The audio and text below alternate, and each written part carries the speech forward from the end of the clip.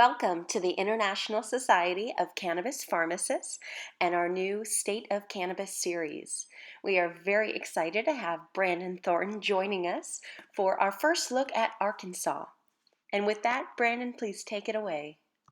Everybody, Yeah. let's talk about Arkansas. This picture in the front, that is Hawksbill Crag, famous Arkansas landmark, famous hiking spot. If you guys ever come to Arkansas, check out Hawksbill Crag, and the Buffalo River's right there too, which is also really popular, especially this time of the year.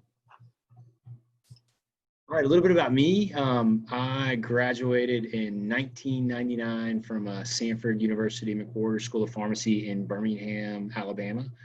I got into cannabis in 2017 and opened Steep Hill, Arkansas, and we're an analytical testing lab for cannabis products. We do all the regulatory requirements for products that are sold in dispensaries in Arkansas. And in Arkansas, that is potency, it's pesticides, and we do 56 pesticides in Arkansas. It's heavy metals, it's residual solvents for any type of concentrates or extracts. It is some microbiology, some water activity, moisture content for flower products, and I think that's it. And I want to get right into it. And my email address is there also in case anybody has any questions afterwards or needs to contact me for any reason. All right, so Arkansas, our state motto is the natural state. We have, what we're going to talk about today is the patient certification process here in Arkansas. Just an overview of the medical cannabis program here, the role of the pharmacist in Arkansas, and also some local Arkansas resources in case anybody has any questions. Okay, patient certification process. It's pretty simple here. The Department of Health, Arkansas Department of Health, is in charge of patient cards here and also in charge of qualifying conditions. They have set up an online application and made it really easy for patients. Really you go and you get a certification. You can take a picture of that certification along with a picture of your ID and pay $50 on their online portal and get your card. The physician certification forms, I think somebody's not muted and it's kind of echoing. There we go. The physician certification forms are available at the Department of Health, and it's a really simple one-page form. One physician signs off. I know some states require two physicians. It's a pretty painless process here.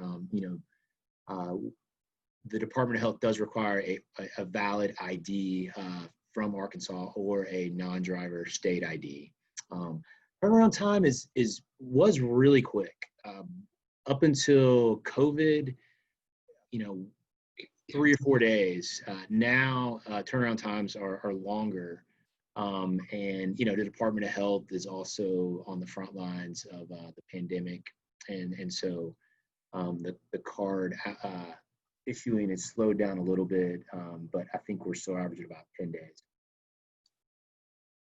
Reciprocity, we do have reciprocity for out-of-state patients here in Arkansas.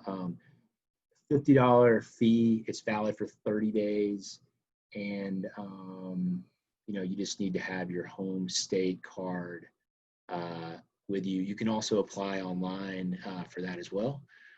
Limitations, there's not a lot of limitations. Military personnel prohibited, and then also there are restrictions on where you can actually use your medicine, consume your medicine.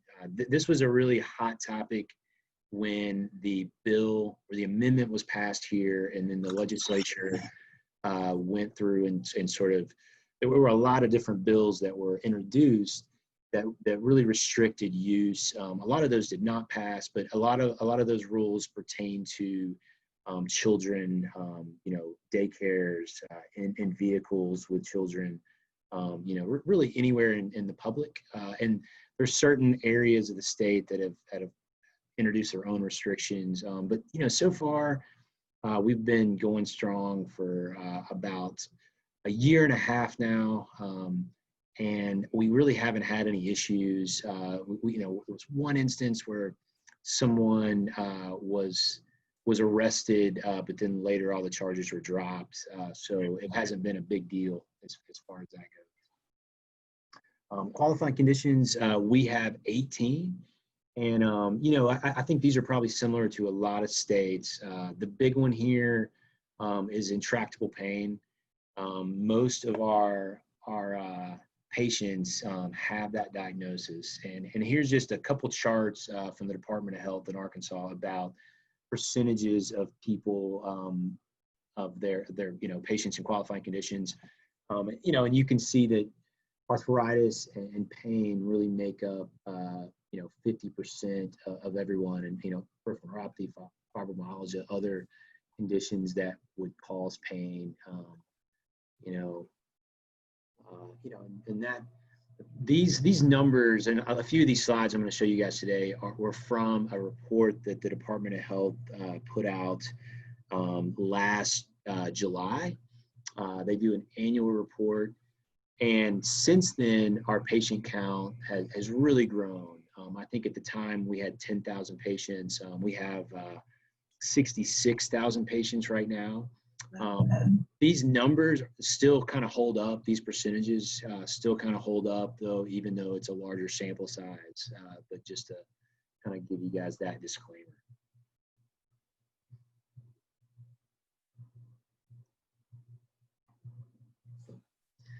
So the certifying providers here in Arkansas, really, you just have to have an Arkansas physician license. DO is okay. You need at one point, the Department of Health required a DEA number on the certification, but myself and a few other people lobbied that be removed just because we felt like it was a real just a hindrance for physicians certifying patients. They kind of were, a lot of them were worried about their license, and they don't really understand the process. They don't want to prescribe, or they think it's prescribing when it's a certification. So that DEA number is now removed. There's no special certification or classes that they need to attend.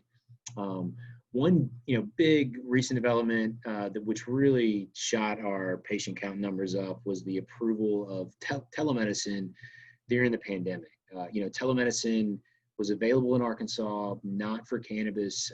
They expanded telemedicine that the Department of Health did with the approval of the governor. And that really allowed a lot of the companies that maybe do this in many states. It opened Arkansas up, and so prices for certifications went down. More people were able to get their cards, and I think people just like the convenience of doing a online consultation. And there's really no shortage of physicians here that are certifying patients. When we first started, there was probably over a year gap between when the amendment passed and we actually had dispensaries selling medicine. So within that time, patient count was really slow. And you can get that because people, I think they didn't want to get their certification and spend that money when there wasn't really a date. They couldn't really see when there would be actual dispensaries here. And at the time, a lot of people worried that there wouldn't be enough physicians that would certify patients. But in reality, now that's not a problem. And in fact, there are clinics that have set up that do this full time. They're only doing certifications. Physicians that might work, one day a month and kind of rotate in and out. And that's been great as far as opening it up and just patient count numbers have jumped up, in relation to just more physicians that were certified. Available products, we have a wide variety of products. We've got a small program in the sense that We've got cultivators and dispensaries in Arkansas. The cultivators here do not have a limit on how much they can grow. And their only limit is pretty vague. It's just that they need to grow to meet the demands of patients. So they are fairly large. And originally the amendment called for a total of 8 cultivators, and the state, when we first got our medical marijuana commission, they put their first limit at 5 and then reserved those other 3 for a later date. Right now we've only got 3 cultivators that are actually harvesting and making products. We've got 2 more that will be ready within about 30 days. So, we'll have even more products available. We've got 2 indoor facilities operating, 1 greenhouse facility. We'll have another indoor facility and another greenhouse facility very shortly. And the commission within the last 30 days went ahead and approved the other 3 cultivation facilities. Those guys it takes a while to build out and to start with seeds or clones and have plants that they go to harvest and testing. So within the next 18 months, we'll probably see those guys come online and start having new products and products for patients. 100 plus cultivars right now. I would say that with a lot of new states, I think this is probably common, but higher total THC strains are the best sellers. I think that people, are, at this point, are newer. They love the variety, but I think that as time goes on, people will start focusing more on terpenes, maybe strains that are lower THC, but would have more of an effect based on a terpene profile. We've got a lot of different types of concentrates here, really just anything that you would see anywhere else. There's not really any restrictions. There's no THC restrictions on flower or on concentrates. And so it's really, it started out slow, but now everybody's got different types of extraction they're doing. We've got CO2 extraction here. We've got hydrocarbon extraction. We've got, just anything you want. Vape cartridges are probably the biggest seller in that group right now. But flower still dominates this market. Probably 65% flower is is kind of what's happening right now as far as sales. Infused products, this is probably the most restrictive of the group. A lot of legislation and thought was kind of put into place about keeping infused products away from children. And so what that means is, cultivators that are making these have to get an approval from the state before they roll it out. And a lot of that has to do with color. Anything that might look attractive to kids, they won't approve. So nothing that's pink or maybe green or sort of cherry. What we've got is kind of like a dark purple, like almost sort of purplish brown color that everything is. But we've got a lot of different flavors. Lots of different gummy products, chocolate products, and then, tinctures, all types of tinctures with different THC to CBD ratios, a few suppositories. We've got topicals. One interesting story here is the state approved, the gummies, and they wanted sort of a disc or sort of a round design because they thought that wouldn't be attractive to kids. Like clearly no animals or gummy bears or anything like that, but they said like a disc or something round. But then with chocolates, when people started trying to sell those, the commission did not like squares. They were like, we think this will be attractive to kids, but they decided that triangles would not be attractive to kids. So now we have chocolates are triangles instead of squares. And really what people have done now is they make squares, but they're scored like a triangle. And so, we have bars. Some people make individual chocolates, some people make bars. And the other limit here is a dose or a serving size maximum of 10 milligrams per gram of total THC. So each gummy has to be below 10 milligrams per gram. And this is kind of challenging because, people are getting maybe their inputs tested, and they really have to nail that, that amount in each gummy. So 9.5 is kind of what everybody shoots for. If it gets below 9-ish, then patients won't buy it. But if it's 10.1, then they can't sell it and they have to destroy it. So it's a real sort of dance to get that right. A lot of states kind of have a percentage where it's 10 milligrams plus or minus 10%. That makes a lot more sense to me, but here it's that hard 10 milligrams per gram rule.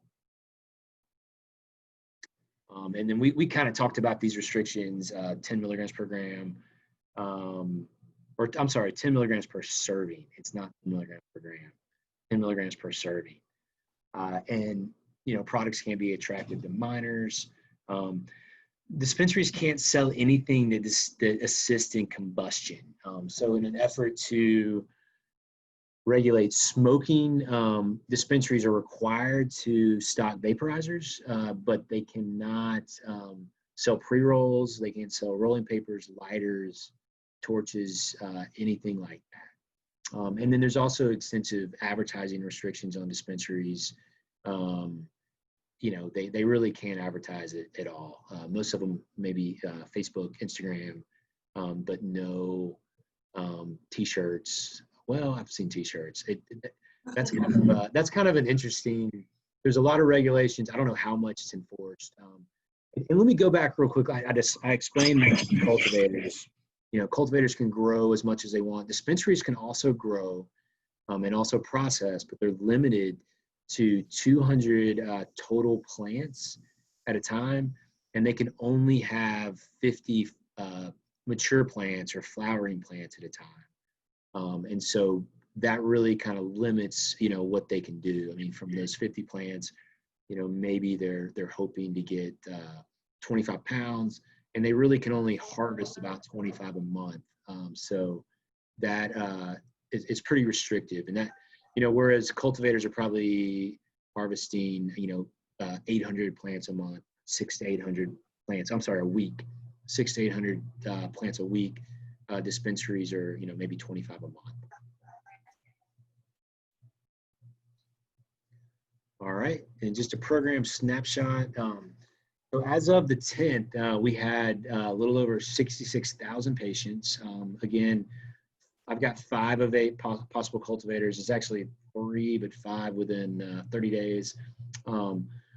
26 of 40 dispensaries. The commission also just issued some more dispensary licenses just based on that patient growth, and sort of concentrated that on different population centers.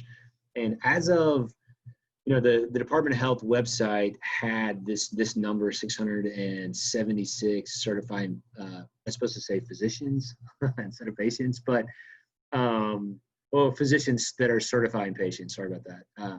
But that number's really grown. This is again from 2019, from last summer, so that's probably double or maybe even triple at this point. So just a few more facts about patients. I really think it's interesting that, most of our patients here are between 45 and 65, a large majority. The race and ethnicity demographics are kind of reflective of the state, kind of a little bit skewed on the white side. I'm not really sure why that is. And then it's pretty much split equal male to female for patients here. And this is just a map of the state. And, the population centers, Pulaski, that's where Little Rock is. And it's the capital city. That's a population center. You can see there's more registered patients there.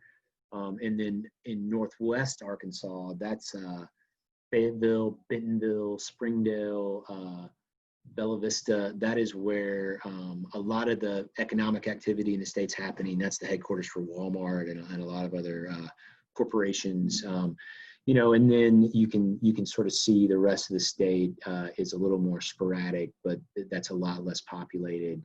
Those numbers again are a lot lower than what we're actually looking at now. That's based on 10,000 patients when we're actually 6 times that right now. All right, so the pharmacist role here. So, as I mentioned earlier, there were a lot of different bills that were introduced when this amendment passed. And one of the bills that kind of got passed at the last minute with the help of the Pharmacists Association was including pharmacists in this process. So all dispensaries in Arkansas are required to have a pharmacist consultant on staff. And what that means is that there's certain responsibilities. One is to assist and implement, processes for patient education and support. So helping the dispensary come up with guidelines, handouts, just information for patients on medical cannabis therapy, to develop and provide training to dispensary agents, AKA bud tenders, annually in person on these topics. So for guidelines, for providing information, relative to risk, benefits, side effects, for recognizing signs and symptoms of substance abuse, guidelines for refusing medical marijuana to individuals who appear to be impaired. Also to, globally to provide oversight on patient education materials. This kind of lends back to the first number there. But, specifically talking about side effects, guidelines for talking to your doctor if side effects occur, description of different strengths, what different ratios of CBD to THC means and what that will do, drug-to-drug interactions, techniques on routes of administration and dosage forms. Also a documentation system, logbook, rating scale for pain, helping people self-assess and to keep up with that to see what works for them. And then also policies for refusing products to individuals that appear to be impaired. And then the last one is anytime the dispensary is open, a pharmacist needs to be available either by telephone or by video conference. And so, and really what that means is dispensaries here, for the most part, are open around 9 to 6 or 7. Some are open a little earlier, a little bit later. And during those hours, if patients have a question, then pharmacists need to be ready and on call to answer those questions.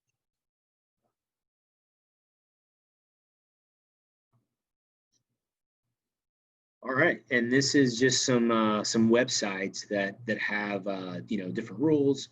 The ABC, Alcoholic Beverage Control, they actually are in charge of cultivators and dispensaries, and then the Department of Health, which is the bottom address there, they're in charge of laboratories and testing, of patient cards, and also for qualifying conditions. And just one more note with qualifying conditions, there's been some effort to add qualifying conditions here.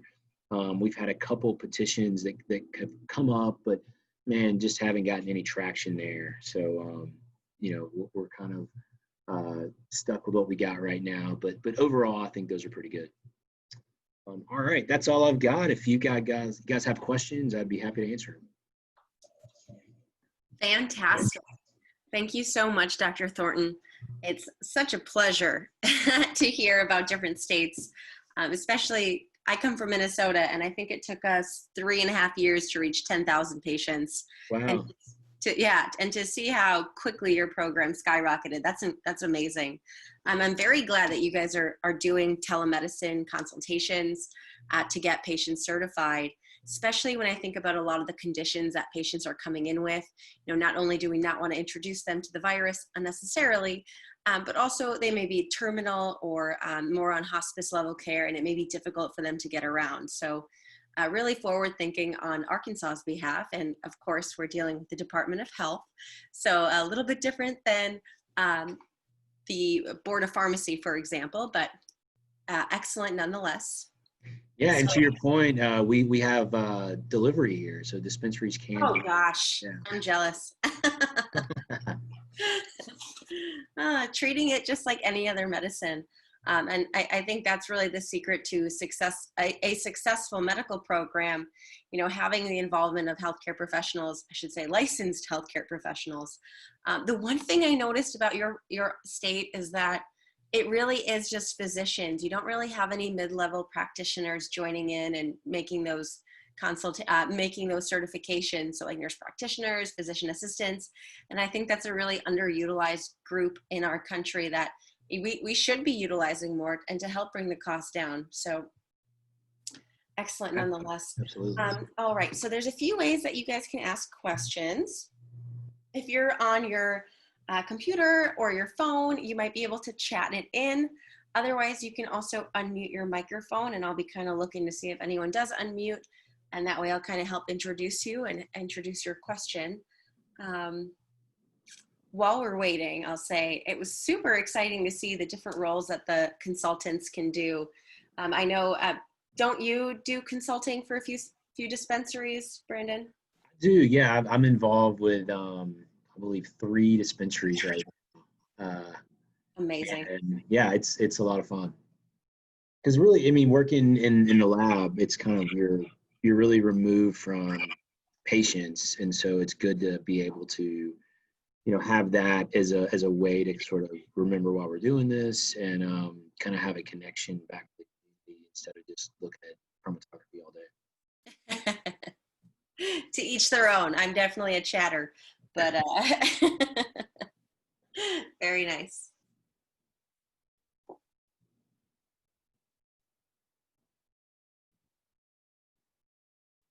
Brandon, are they teaching anything about cannabis at the local pharmacy schools? No, if they are, I don't know about it. I contacted them about a year ago and offered to help if I could. And we had a few meetings, and I thought they were pretty receptive, but I didn't really hear back. But it might be happening, and I just might not be involved. But we'll definitely have to change that. Brandon actually was involved in a previous webinar focusing on clinical quality and safety considerations. And I thought it was a very thorough review of all the different types of testing that goes on with cannabis and the different methods that are used to evaluate both potency as well as safety to ensure that there is minimal risk of contamination and microbial spread. So really exciting stuff. I guess we don't have any questions. Well, actually, I did get a question. Oh, wonderful. And let me. Oh my gosh, I wasn't even checking the chat. No let me worries. answer that. So the question is about dispensaries being allowed to have plants and process. And yeah, that is correct.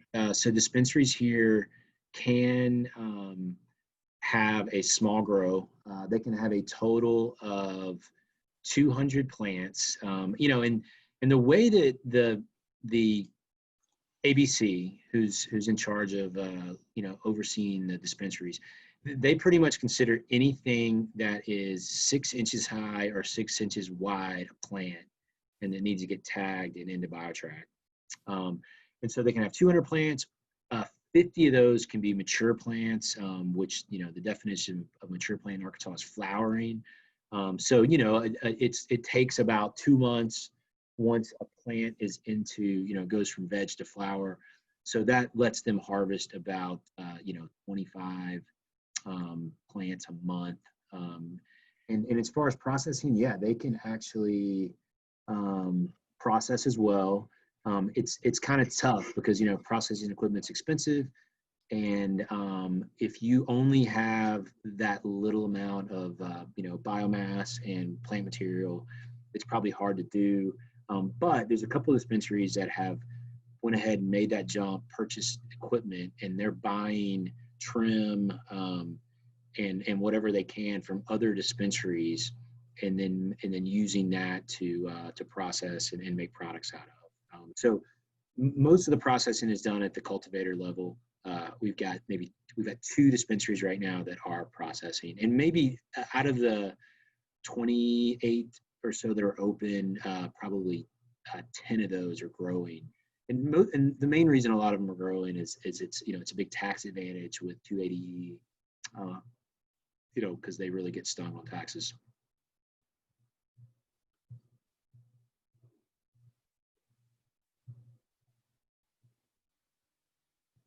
Okay, I got a couple questions. I'm just gonna, let's see. I'm gonna do this easy one right now. Can you touch a little bit on disposal?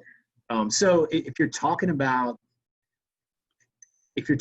disposal on the lab level, is that what you mean? Or okay, yeah. So we have to take a lot more sample than we need to do testing. We homogenize that sample, but for flour, for instance, for each batch, which is 10 pounds, we have to take 22.6 grams. And of that amount, we'll probably have at least, 15 grams of homogenized flour left over. And so what we do with that is we go by the ABC regulations. We have to destroy it by mixing it with something compostable 50-50. And same goes with concentrates, same goes with edibles. We take that then and we dispose of that. We have a massive container in the back, and as the day goes on, we're always disposing of things. We keep samples for 2 weeks here. After that, it goes into the bag, actually a food processor first with usually coffee grounds. And then once we process it up, put it in the bag, once the bag is full, probably a couple times a week, we take it to the landfill, sign off on it, they sign off on it, and then we're done with it. That was kind of a long answer, but that's what we do. Okay. So are marijuana jobs in my state in demand? No. I mean, there's one person in the state, I believe, has most of the accounts. I ended up with a few because I was on some applications, and I just like doing it for a few, and I'm really cheap. So I think I keep a couple, but there's one person in the state that has a lot of accounts. I mean, there's a total of 30. Honestly, I hate that it's this way, but most of the dispensaries look at it like it's a burden. They don't want to pay somebody, to do this. I think a lot of them look, they want to hire somebody to check a box, and they're going to do the least possible, to do that. There are a few dispensaries that really embrace the pharmacist consultant and really utilize them. But I don't think there's a big need in that sense. I mean, there's not a lot of dispensaries that are looking for pharmacists, because I think a one can cover, 10 or 15. And so I don't think so. So you said there's 30. Did you mean there's like 30 dispensaries? Yeah, right now there's 28, and there's going to be a total of 40 eventually, but yeah. Because like the actual like consultant pharmacists, they're not like registered anywhere. It's just kind of. Well, you register with the dispensary, but you can register with multiple dispensaries. Right. So it seems the market here, the job market for a cannabis pharmacist would be, trying to get in with multiple dispensaries, because I think you sort of spread the cost out, and that's kind of what people are looking for as a cost-effective option. Is there enough supply with less than 10 cultivators? That was the big argument when the other licenses were issued recently. The current cultivators thought that there was plenty of supply. And there's not really a shortage in the sense that a lot is sold right now, but dispensaries aren't empty or anything. Sometimes if there's a particular strain people want or a particular product, they might have to wait a little bit for that to come up again. I think a lot of that is just due to the, way that, cannabis is grown, and you can't really, it's hard to predict 6 months out what's going to be popular. I don't know if there was a shortage. I do think that with more cultivators that we have that are going to come online, it's going to help with prices potentially, and then it will be more selection.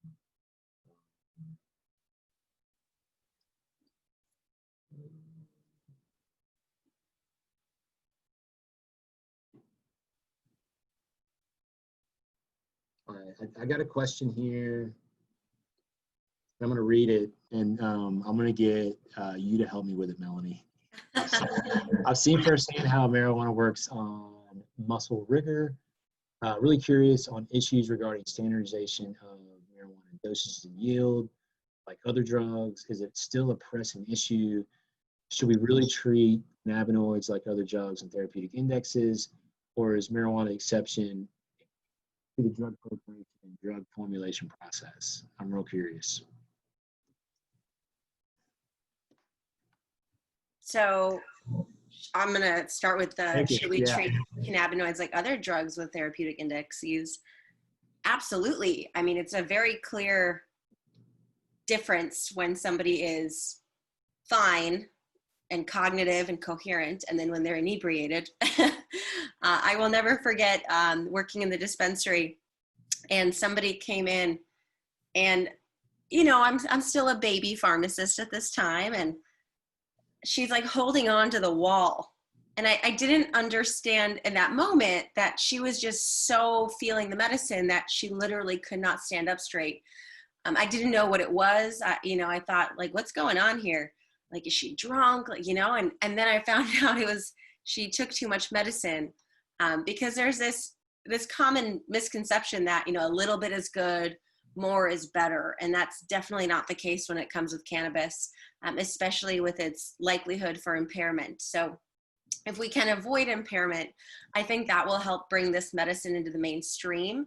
And so, that's why healthcare professional involvement is so important, being able to understand that, any drug can cause impairment, and that has psychoactive potential. So benzodiazepines, even, anti-seizure medicines. I think that the new drug of abuse right now is levetiracetam, nutraceutical abuse.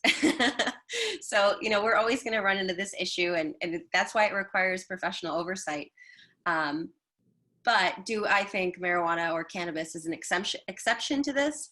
I think it's more challenging, because when you have a flower, and like you said, Brandon, like your state, flower is the #1 seller. I don't have flower in my state. So in my state, everything is quantified to the milligrams. And then when you have a flower, you can't just look at that leaf, look at that flower, and look at that bud and determine what is the contents, what is the composition. Is this THC dominant? Is this CBD dominant? Just because it's purple, orange, or green, that doesn't change how it might make someone feel. And just the way it makes you feel might not have the same effect in my body. So that's the part that requires education. And so I'm curious, for the consultant role, I don't know if I should scroll back a bit, but like, Brandon, do you talk to patients directly, or is it more of just like here's an overview for when you have people coming into your dispensary, and here's how you want to kind of lead the conversation? When I get calls, it's usually people that have, really what I tell the bud tenders is, look, if you ever get sort of in the deep end on anything, cannabis related, call me. And particularly if you ever get any questions about drug interactions, about, just disease states, just things that where you're not really qualified to talk about, call me. So usually when I get questions, they're pretty complicated. I got a question recently from a mother, and her daughter, was on 15 different medications. And so I talked to her mom. Her mom emailed me the list. I did a lot of research. I, got back in touch with the mom. I offered to meet them in the dispensary. Ended up just, they wanted to go on their own. And so, so in Arkansas, you have to have a patient card to enter the dispensary. So you can't just go in and browse if you're not a patient. The mother was not a patient. And so the daughter went in, and I'd already talked to the store manager and said, hey, this is what I recommend. This is what I think you should, steer this patient towards. Already talked to her mother. And so the patient went in, and she was, like a 20-year-old girl. And, the manager went over the recommendations, and she just said, yeah, I don't want any of that. Just give me whatever you have that has the most THC in it and flower. So, like sometimes I'm a little jaded, but a lot of times that I get questions, it does involve some research and me sort of thinking about it. This kind of relates to a similar or earlier question. How are you compensated, if you don't mind sharing? Is it like hourly? Or are you like type of salary where you're probably working a few hours? It's just a monthly charge is what I charge people. Good for you. I don't know if I'd do that. I seem to attract the crazies when I do MTM. Yeah. I mean, maybe I should raise my prices. That's a good idea. Oh, you're welcome. Well, and I think, we truly have a service that we're providing. This isn't a product. I'm not physically selling anyone cannabis or drug information. And in the like typical community retail setting, we're not paid or compensated for providing our information and our education. And that's unfortunate. I think it really undermines the value that we bring to healthcare and to patient care. And until, the public sees that, they're not going to be on board or understand kind of why we do and why we go to school for so long and why we have to, pass all these examinations in order to practice pharmacy. But, cannabis is a part of that. So I'm going to take this time to plug our upcoming conference, the Clinical Cannabinoid Pharmacy Conference. It is virtual this year, although next year we have already booked the Gaylord Rockies in Denver to ensure that we are able to meet in person. And so this is a 16-hour curriculum. And at the end, you are invited to participate in a competency exam. Not that I don't trust our attendees will actually listen and learn, but I think there's a different level of understanding when you are actively making these recommendations to patients, and in whatever setting you're in. If you're in a hospital, community pharmacy, long-term care consultant, whatever it is, you are relied on as the drug expert. So being able to prove your expertise. And then with that, any final questions for Brandon before we let him go? He's done a fabulous job. Can't wait to post this to our YouTube page.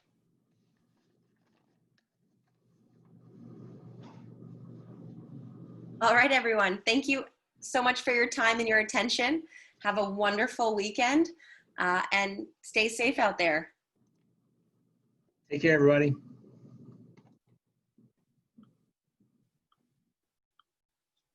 To find out the answer to that question and more, visit our website at cannabispharmacist.org.